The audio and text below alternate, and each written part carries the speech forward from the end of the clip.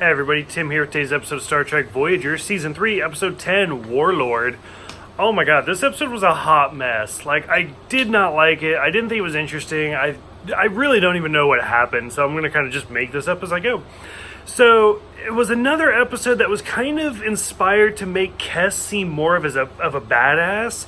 And although it does show the actress's abilities, the episode itself, to me, just kind of falls flat. It's not very interesting.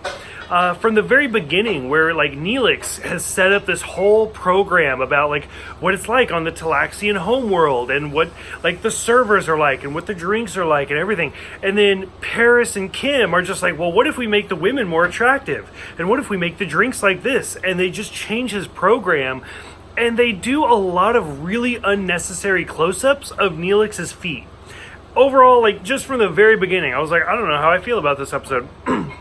From here, we see Neelix and Kes kind of break up, where Kes tells Neelix, I've never been in a relationship with anybody else other than you, and I need some time apart.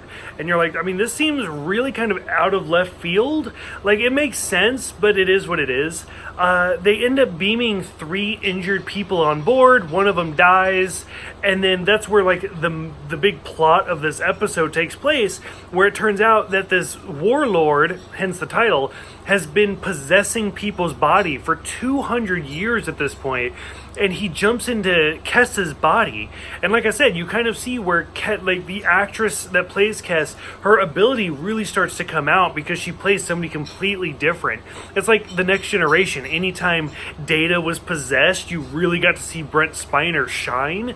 Whereas in this one, you finally get to see Kes really kind of show what she can do. But overall, it turns out that she's just been hopping body from body to body, or it's actually a he. So there's even some moments where, he's with his wife, and you start to get, this lesbian-type relationship where Kes starts to go in for, a kiss or something, but then something breaks it up, because it's Star Trek, and we can't have that. Janeway, of course, comes to the rescue. Tuvok shows up with, this device that is able to separate the two entities, trying to do mind melds and all sorts of stuff.